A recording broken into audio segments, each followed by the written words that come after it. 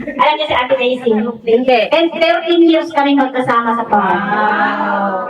Mula nung dumating ako dito, naging coordinator na kasi ako. Alam niyo, kahit ate ko siya, what is I praising for God is hindi niya tinitingnan yung edad naming dalawa. Kasi nagpapasakop siya bilang leader niya. Nandun yung nakikinig siya. Hindi siya nag-a-against sa mga suggestion ko. Pero nakikita rin sa kanya kung paano siya rin lumago as a song leader. Kasi nung dumating ako dito noon, hindi pa siya nag-lead. So ako yung ginamit ng Panginoon bilang mentor niya. So, isipin niyo yung agwat namin ng edad. Mas marami yung edad niya kaysa sa akin. Pero ate, pag sinabi ko ganito, nakikinig siya. So, yun yung nakita ko sa kanya yung pagpapakumbaba. So, I hope na hindi lang ako ang nakakita doon sa pagkatao niya. Marami akong memory kay ate. Kahit sa mga pag-lead namin, ng mga kanta, kapag naikukorek siya, ay ganun ba? Ay, din. Tapos, alam nyo, there is extension sa kanyang design, sa kanyang mga natututunan as a team, sa kanyang anak. Inire-relay niya doon kung ano yung gagawin, paano mag-lead, paano mag-choose ng songs. So, yun yung extension ng kanyang discipline sa kanyang mga anak, sa kanyang pamilya. Ngayon, pati sa kanyang mga apo. So, yun yung natutuwa ako na pinikwento niya sa akin. Uy, nanlain at kanta niya ako ko, isupay din. Nangunguna doon sa kantahan sa kanila. So, yun yung nakaka-praise. Dahil sa kanyang pamilya, yung ginagawa niya dito, walang nakakakita sa kanyang pamilya, pero yung kilos ng Diyos, kumikilos sa kanyang buhay. Papunta sa kanyang pamilya. So, praise God. Ang pag-alis ni ate, parang napipilayan na naman ako. Dito ako nalulungkot. Kasi isa siya sa mga song leader ko na pinatatayo ko. So, mababawasan na naman. Kasi mahirap mag-raise ng isang song leader. Yes. Hindi basta-basta. Dahil sa tuwing mag-choose ng song yan, ang tanong ko sa kanila, you need to meditate. Pag nag-submit sila ng mga kanta, ate, pinag-pray mo ba? Yes, de. Alam na nila, pag tinanong ko ng ganun, automatic na yun yung pinag-usapan nila ng Panginoon. Minsan umiiyak pa siya eh. Minsan kapag kumakanta kami na practice, may mga umiiyak kasi natatouch sila sa mga mensahe ng mga song. Kahit sa practice namin, na kahit minsan nagulo kami doon, minsan nagkakagulo yung mga key namin, nagkakaiba-iba. Pero at the end, nandun pa rin yung love sa amin as a team. Hindi tinitignan na siya yung mas matanda sa amin, pero nakikita ko sa kanya paano siya nagpapasako bilang member. So yun yung mahirap talagang tanongin, ate. Ayaw kong umiyak kasi nung nawala na naman ako ng isang maraming na-contribute as a team, masakit. Kapag syempre, hihingi ako ngayon sa Panginoon kung yung katulad niyang kapalit. Kasi minsan nung may umalis na naman, si Jenny, sabi ko, Lord, kung aalis si Jenny, palitan mo siya ng masigit sa talent na meron siya. Pero binigyan ako ng Panginoon. Ngayon, hindi ko alam kung sino ibibigay sa akin ng Panginoon na kapalit niya. So I pray na may darating. So kayong mga bata, yung mga junior na pinikwento niya lagi. So I pray na huwag ninyong tignan na bata pa kayo, hanggang dyan lang yung kaya nyong gawin. Pero tignan ninyo na meron din kayong magagawa sa buhay ninyo na magiging kaaya-aya sa bawat isa. At yun ay makikita. Ipapakita pa rin ng Panginoon sa iba iyon. And that is the blessing na makikita ng Diyos sa inyo. At magiging kayo ay isang blessing. Kaya si ate, thank you sa iyong buhay. Thank you so much. Ang hirap kayang humingi sa Lord ng kapalit. Ang hirap. Oo, ang hirap. Kasi yung kapalit nga ni Jenny noon talaga ang tagal kong iniyak sa Panginoon. Ngayon, naalis na naman yung isang sa mga... Malaki yung nag-contribute ni ate as a team. Kasi ginagamit siya ng Diyos. Kaya sabi ko, hindi ko pa ako nag-pray para sa kanyang kapalit. Kasi biglaan. So I pray na bibigyan ako ng Panginoon ng kapalit. Amen. Amen. Thank you! Yun ang pinakamahaba ko sasabihin. Oo, Kaya I love you.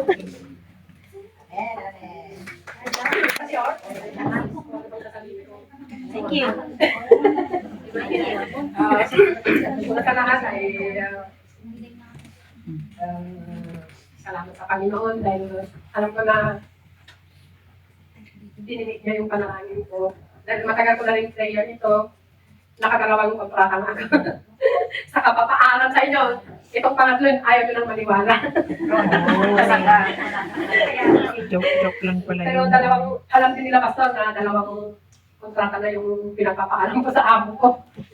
Pero pinag-pray ko kay Panginoon, sa Panginoon kung ano talaga yung will niya. Ito yung kasagutan niya na it's time na makasama ko na rin yung pamilya ko. Salamat sa lahat ng mga taon na nakasama ko kayo. Sa LFC is 2005 nung pumasok ako bilang isang mga awit. Ito ay hindi pa ganito ang building noon. Singing group pa noon ang Living Yes. Faith Choir. Si Nung Ate pumasok ako, Imelda. ang kasalukuyang choir coordinator nun si Ate Imelda. Nag-report din na. Oo. Si Ate Imelda. Tapos sa praise and worship is about 2005 din. Nag-start ako na pumasok bilang isang backup noon. Ang pastor na nakadistino ay Pastor si Jess. Pastor Jess. Yes. Sa DSM, yun nga ang sabi ko, sila Ate Josie Palorina ang naabutan ko. Basta, nung nandito ako kasi, hindi pa linggo ang day off ko. Ngayon, nung lumipat kami ng mga amo ko dito sa Coswebe, doon na niya sinabi na maglilinggo na ako. Pero may nakita ako sa dyaryo na picture ng Methodist, English Methodist pa noon. So, nung sinabi niya na maglilinggo na ako, nilabas ko yung ginupit kong yun na picture, ginupit ko talaga sa dyaryo. Tinanong ko siya kung nasaan yung building na to. Tapos sabi niya, teacher siya, malapit lang sa St. Paul, kasi sa St. Paul lang siya nagtuturo. Yun, in-sketch niya. Kaya that time na naglinggo ako yun, that time na naglinggo ako, yun ang unang hinanap ko. Kaya, nung nahanap ko na to, year 2005 ako nagsimula na magkaroon ng ministry. Na hanggang sa ngayon ay yun ang naging ministry ko for the years na 22 years. Kasi 2004 ako nandito. Sa Living Faith Choir, sa mga kasama ko na sabi nyo nga. At sa 3 years na naging coordinator ninyo, ay hindi lang naman din kayo ang mga natuto. Natuto din ako sa mga ginawa natin. At kung yun nga yung sabi nyo na nagagalit man ako ay hindi para sa akin, kundi para sa buong grupo natin. Normal lang yun. Siyempre gusto ko din i-share yung blessings na natututunan ko. Ganon. Pero siyempre, pasensyahan nyo na yung atin yung very harsh minsan magsalita talaga. Pero, Ingredients sa paglago. humihingi ako ng pasensya sa inyo kung may nasaktan man ako sa inyong damdamin. Ang masasabi ko lang ay dahil rooted na po tayo, rooted na kayo kahit yung mga juniors, ipagpatuloy lang natin yung nasimulan natin na commitment para sa Panginoon. Amen. Hindi para sa mga tao, kundi sa ating Panginoon. Ipagpatuloy natin kung ano ang ating mga nasimulan.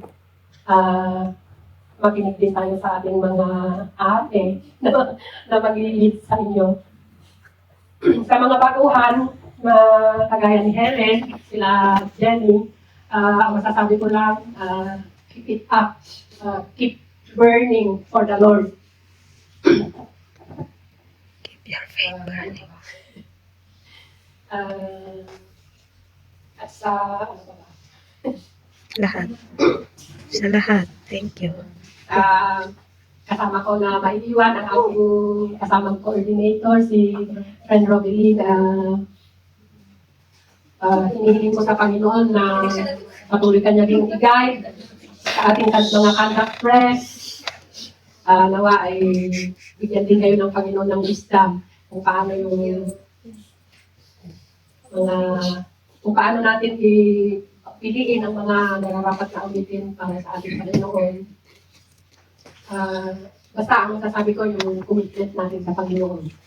Yun ang the best na magagawa natin sa ating buhay. Yung ating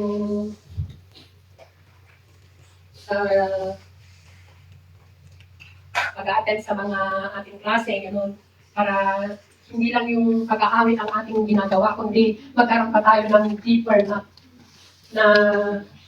Relasyon. relasyon sa ating Panginoon. Hindi lang yung pag-aawit na nakatayo tayo sa harapan, Ganun, kundi yung maging deeper pa ang ating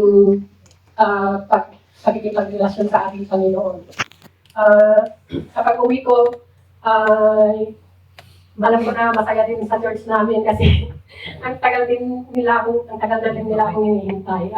Ang pastor, sabi niya, sister, kailan ka ba uwi? Kailangan ka na din namin dito, sabi niya. So, habang nandito ako, meron na akong doon, committee, nurture committee, ang gumagawa yung anak ko. Pagka gusto nagtatanong yung asawa ng pastor namin kung may share ba ako para sa choir. Kaya ginagamit ko rin yung ibang mga inaawit natin at sinishare ko rin sa kanila kung kaya nilang awitin.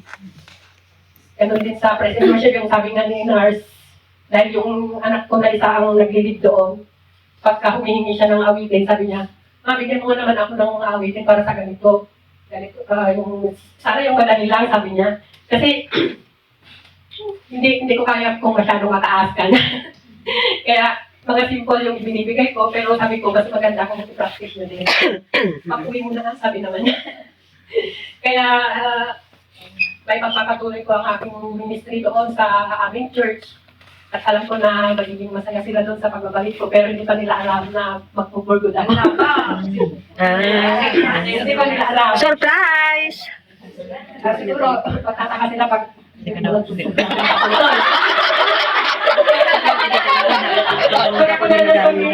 ni kagawad ka. Kasi kagawad kasi, nung last na nagpunta niya dito, sinabi ko talaga pupirmahan pa ako ng amo ko ay, sabi ko, ikaw na lang ang laging pupunta dito. Sabi ko, pero hindi na siya kumitibo. Kaya, yung sa pag-uwi ko, ang alam lang niya is bakasyon. Kaya, Dapat palang mag-post ng bakasyon ganyan. lang ang alam niya. Pero sinabi ko na doon sa isang anak ko na uwi na ako. Sabi ko, Pag-post yan. sabi ko sa kanya, Siyempre naman, makita to din. Understood. kung uuwi na ba ako is okay lang ba sa inyo? Ay, masaya ko! Sabi niya.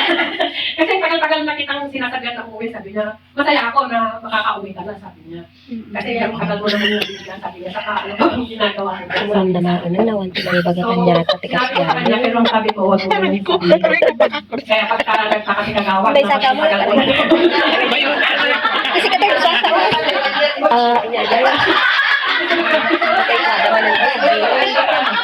At sigurado ang kakanta niya, magbayaga kasi siyempre alam naman yung Siyempre, gusto ko So, pero siyempre masasabi ko pa rin naman.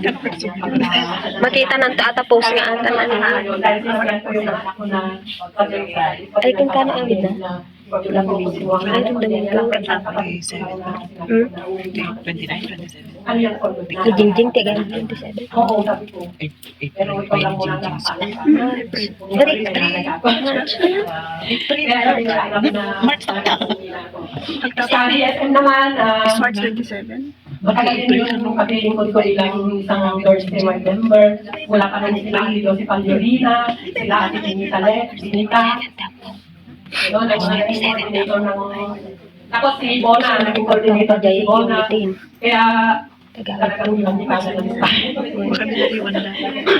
na nag-selfie. Ang masasabi ko lang sa mga maraming ministry na nakasukan is yung time management. Time management po mga kapatid ang gawin natin. Kasi sa awa ng Diyos, kahit marami yung naging ministry ko is na naman kahit nga sabi nila na-late. Pero ay nagagawa ko pa rin talaga yung paano yung mga gawain sa mga ministry. Yun lang po. Ay ganun kay Bakit Grace. Kasi bakit ang tawag namin? Salamat din sa friendship, sa mga mensahe, sa mga pagkakasama natin. Kasi kasama ko siya, isa siya sa mga kasamang nagsasara dito pagka-uwian na. Kami ang talag na uwi dito, mga 9 o'clock. So dati ko ang barja nga. Kami na nagsasara dito. Kasi Dinora, yan. Wala yun. Ang mga kasama ko nagsasara dito. Si Ate, friend na Villa, yan. Ang masasabi ko lang ay maraming salamat sa mga pinagkaman natin sa buong DSM, President Worship, at lalo-lalo na yung Philippine Choir. Yun lang po. Maraming salamat sa inyo lahat. Tayo ay marahing O Diyos, nakila ka Panginoon sa amin. Napakabuti mo, Panginoon, sa bawat isa sa amin. Napaka-inspiring, Panginoon. Napaka-inlove, Panginoon. Na-inlove mo kami, Panginoon, sa aming paninilbihan sa Diyos na ito. Kaya naman, tinatas namin, Panginoon, ang aming buhay ng bawat isa sa amin. Lalo higit kay Ate Daisy, Panginoon. At ngayon, Lord God, tinatas namin ang pagkain na aming kakainin ngayon, Panginoon. Nawa, O Diyos, i-bless mo ang pagkain na ito, O Diyos. Alisin mo kung ano man, Panginoon, ang mga ingredients na nakakasira sa aming pangatawan. Bagkus, Panginoon, ito ang magiging nutrients, Panginoon, sa aming pangatawan upang patuloy na malakas kami, Panginoon, at patuloy na gamitin mo ang aming pangatawang ito para sa iyong kalwalhatian lamang, Panginoon. Kaya naman, Lord, basbasan mo, Panginoon, ang mga pagkain na ito, Panginoon, na siyang maging kapusugan ng aming pangangatawan. Ito po ang aming samot panalangin sa pangalan ni Jesus. Amen. May isang kabaguhan.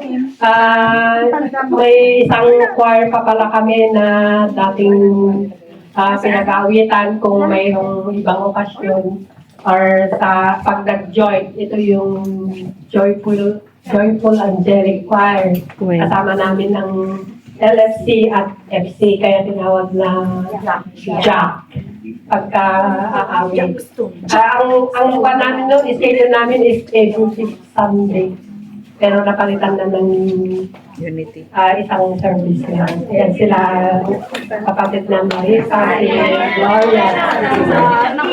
Ayan na tayo. Siguro, Nahul na sumati ang lekas sumati. Nahuli ang dami na mga nun.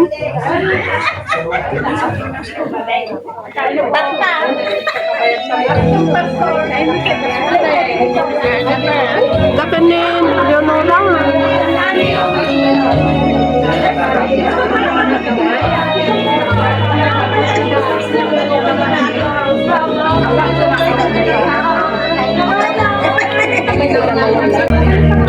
Ay, bakit pa? Ano ko din na? Ako.